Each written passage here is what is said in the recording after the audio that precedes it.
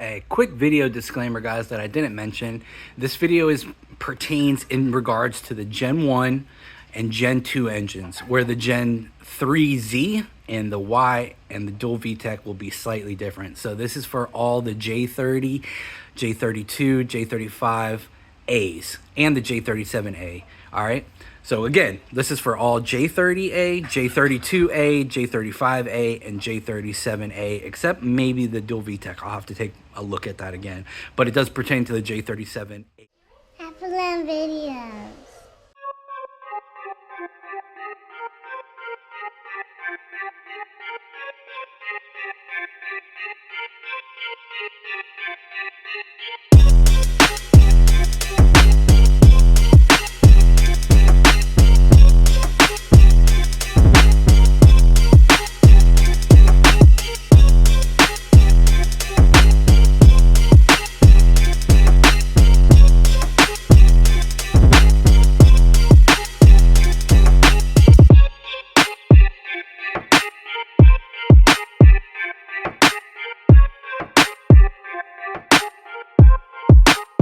Guys, welcome back to HLP Products, aka Halferland Performance. Just want to show you guys some DIY tricks and tips for when you're disassembling your cylinder heads, you're looking for bent valves, or you're removing your intake rockers in regards to VTEC not activating. There's been a couple occasions, more than a couple occasions, where customers have either swapped OEM cams, swapped our stage 1 or stage 2 in, and then complained about VTEC not activating. So that's what I want to show you initially. Let's begin with the rockers. So as you can see here, guys, this is the rear cylinder head. You got your intake that sits in the V. The front head would be here, intake would be here, exhaust here, okay? So this is the rear cylinder head. It doesn't matter, just looking into the engine bay, guys, oil pump side is always going to be on the left. You got oil pump, water pump, timing belt, crank pulley side here, always on the left when looking into the engine bay.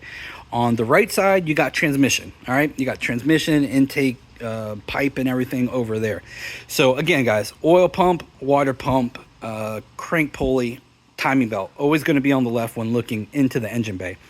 So first things first, what you want to look for if you swap cams and you have no VTEC activation, as you will see here, guys, I got the rockers off, but this is where the intake rockers sit, okay?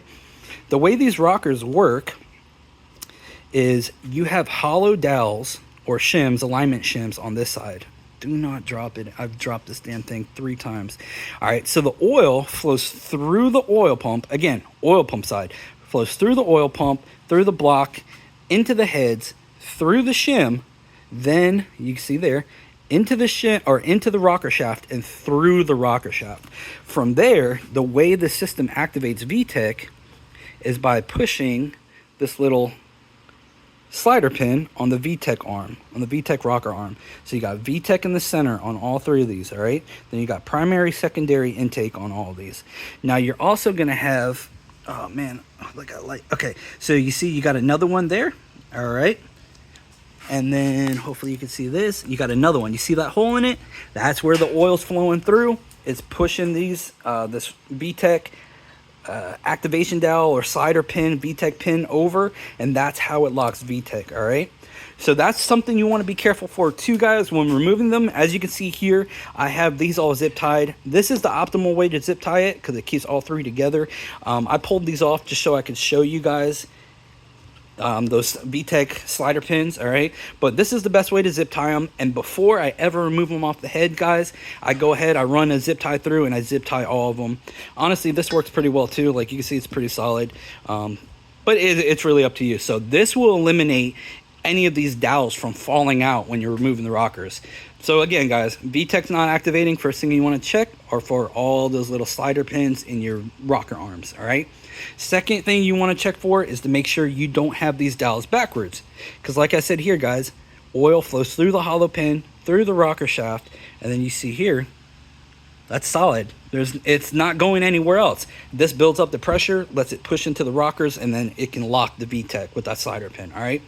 So you got your shim, hollow shim, left side, looking into the engine bay, guys, transmission side, oil pump, water pump, timing belt, crank pulley side.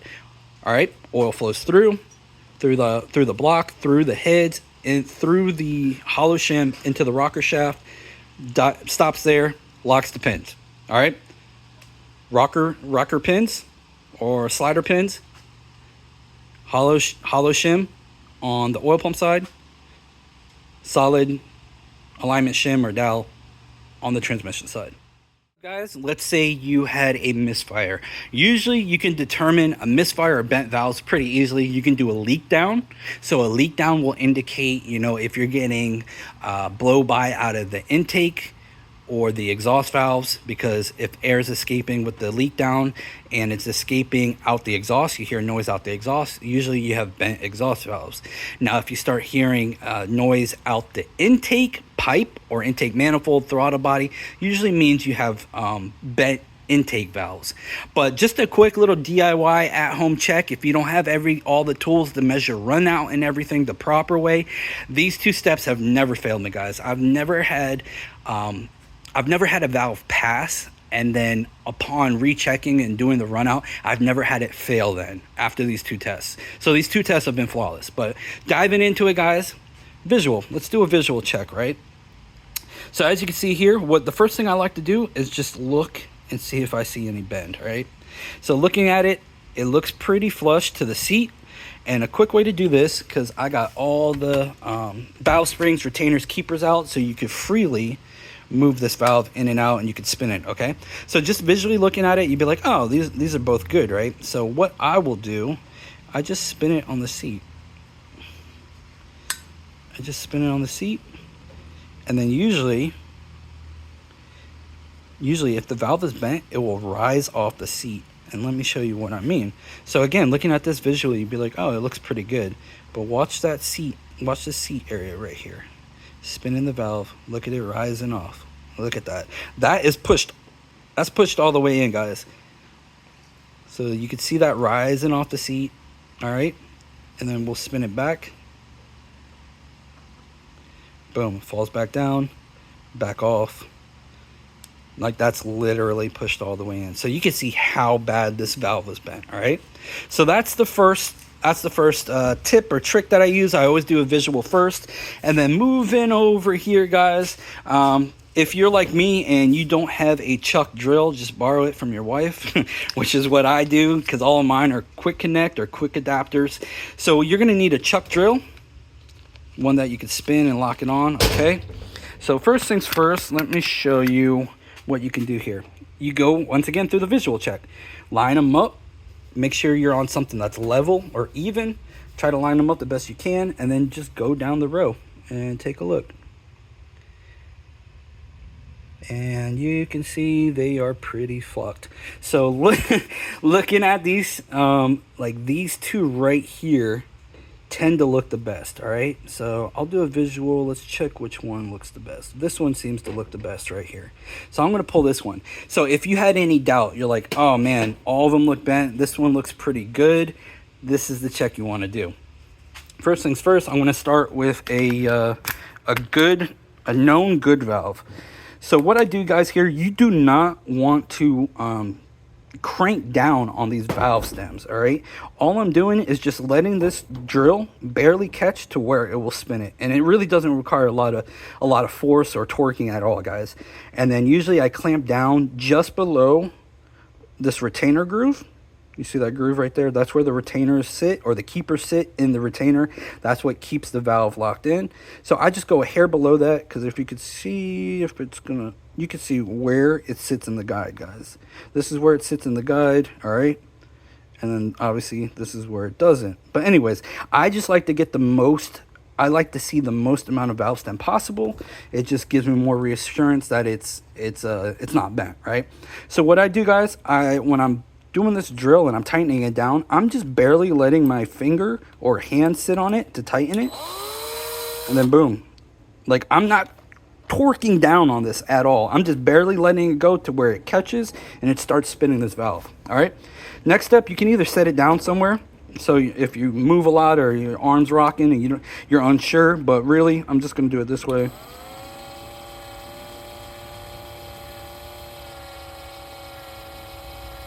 And you got to be careful, because sometimes if you got black like this on here, it will play tricks with your eyes, guys.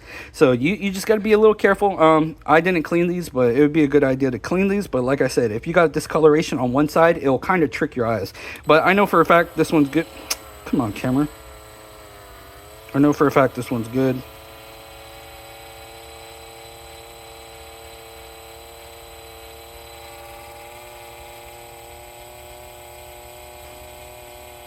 All right, that one's good. All right, we established that.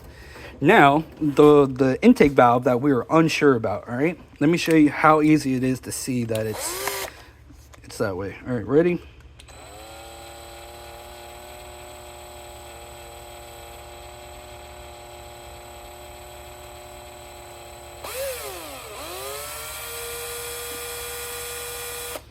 And that's pretty apparent, right?